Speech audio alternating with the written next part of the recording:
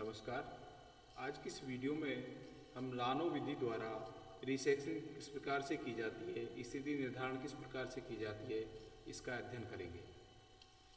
जैसा कि आप स्क्रीन पर देख रहे हैं कि प्लेन टेबल पर कोई तीन बिंदु जिनको स्मॉल a, b और c से अंकित किया गया है, ये मानचित्र आपके पास में अंकित किया हुआ है और इनको आप धरातल पर भी पहचानते हैं कि ए बी सी हमारे कौन से स्टेशन हैं, बिंदु हैं।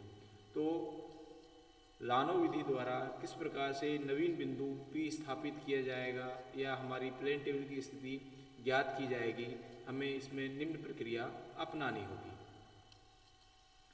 जैसा आप देख रहे हैं कि ये मानचित्र पर कोई तीन बिंदु ABC अंकित हैं, को ABC स्मॉल ABC से अंकित किया गया है।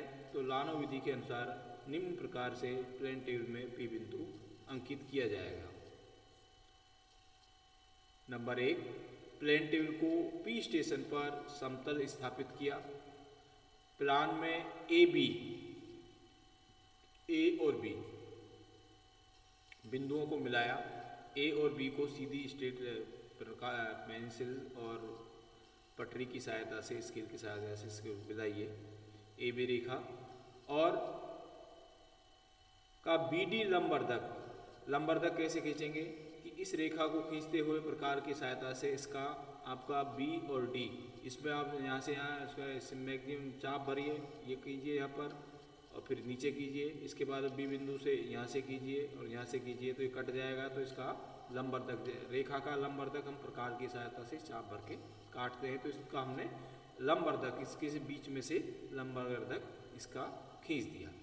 इस लंबर्धक के सहारे जो हमारा लंबर्धक खींचा गया है B और D के सहारे L' को कार्यकारी किनारे रखकर आरेख पट को घुमाते हुए B को लक्ष्य करना है। इस लंबर्धक के सहारे हमें B बिंदु जो धरातल पर है उसको लक्ष्य करना है तथा उसके पश्चात आरेख पट को कसना है। इसको देखते हुए, B बिंदु देखते हुए हमने आरेख पट कस दिया और A बिंदु पर L' रखकर यहाँ पर R' लगाइए। A बिंदु को L' रखकर इसको लक्ष्य कीजिए। यहाँ से इसको A बिंदु धरातल पर उसको देखिए, यहाँ आपने R' लगाई। A को आपने देखते हुए L' रखकर और एक किरण खींची जो AA, ये ओरिजिनल A, ये स्मॉल a किरण खींचिए जो आगे बढ़ाए गए BD लंबर्धक को D बिंदु पर काटती है। ये हमारा जो लंबर्धक था B और D, और इसको हमने यहाँ से किया तो इसको हमने ये D बिंदु पर काट दी है।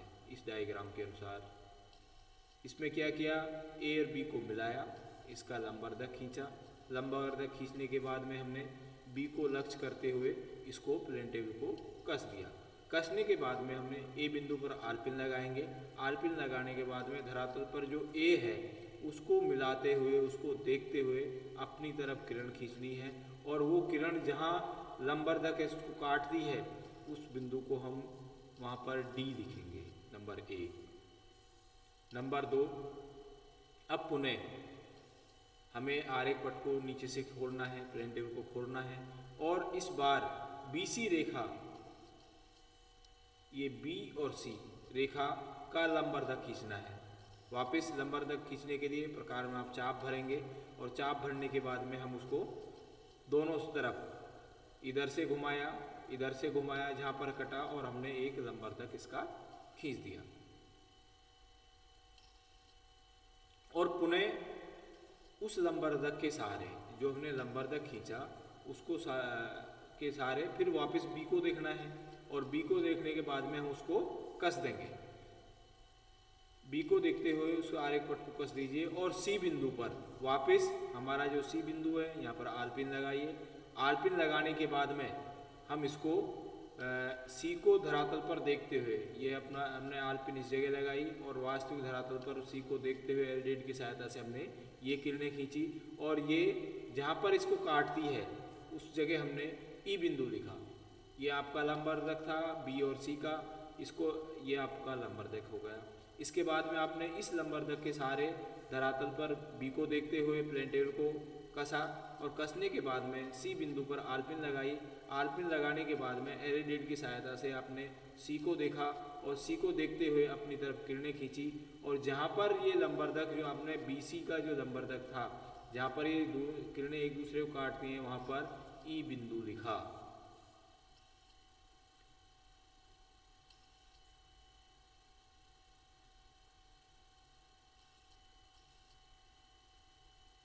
अब क्या करना है, अब D और E, ये आपका D और ये आपका E, ये दोनों एक उस जगह आ रहे हैं, ये D और E, इनको केंद्र मानकर प्रकार में आप DE को केंद्र मानकर DA और EC, ये आपका D और यहाँ पर आपका A, ये वाली लाइन, और E और C और ये वाली लाइन, यहाँ से आप ये दूरी लेंगे और ये दूरी लेने के बाद में आप इसको प्रकार में घुमाकर इसको काटेंगे। इसी प्रकार D और A, ये जो दूरी है इस बिंदु से इस बिंदु की, इसमें प्रकार में चाप भरेंगे और इसको लेकर इसको घुमाएंगे, गोला बनाएंगे, ये आप चाप काटेंगे। तो जहाँ पर ये काट रहे हैं, इधर से आपने ये दूरी ली, इसको ये आपने घुमाया, ये घुमा दिया, यहाँ से दूरी ली आपने, ये घुमाया, और जहाँ पर ये काटते हैं ये आपका नवीन बिंदु P स्टेशन होगा, जहाँ पर हमारी प्लेन टेबल की स्थिति होगी। तो D से A की दूरी और E से C की दूरी को लेते हुए आप इसको अर्धव्यास खींचेंगे या उसको घुमाएंगे, चाप कीजिए जो एक दूसरे को P बिंदु पर काटते हैं। प्लान में P बिंदु प्लेन टेबल का स्टेशन P को प्रकट करेगा। इसकी जांच करने के लिए, शुद्धता जांच करने के PB के सहारे, PB, ये आपका P और आपका यहाँ पर होगा B, PB के सहारे, इसके सहारे एलईडी रखकर आगे आरेख पट को घुमाइए और B स्टेशन को दिखाई देने लगे तो आरेख पट को पुनः कस दीजिए। यदि PA PC रेखाएं के सहारे एलईडी को देखने पर दृष्टि रेखाएं A से होकर जाए तो इस प्रकार का इसका अर्थ होगा कि प्लान में P स्थिति की शुद्ध है। हमने P और B के सहारे एलईडी रखा और B को देखते हुए उसको कस दिया। कसने के बाद में अब हमें ये देखना है कि यदि हम A बिंदु से भी आपका A मिल रहा है और C बिंदु से भी यदि C मिल रहा है, तो इसका मतलब यह है कि हमारा जो सर्वे किया गया है, P बिंदु अंकित किया गया है, A से होकर जाए और इसका अर्थ होगा कि प्लान में हमारी स्थिति सही है।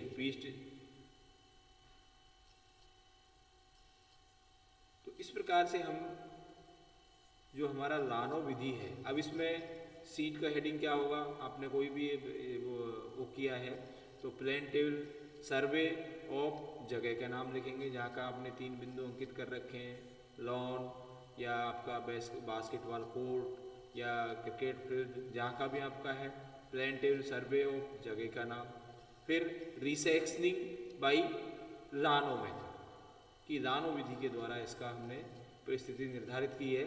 ये उसका हेडिंग होगा, उसका इंडेक्स होगा, उसका स्केल होगा और बीच में ये प्लान होगा। तो किस प्रकार से हम लानो विधि से स्थिति निर्धारण या हम P बिंदु प्लान में अंकित करते हैं, इस वीडियो में हमने इस चीज़ को देखा।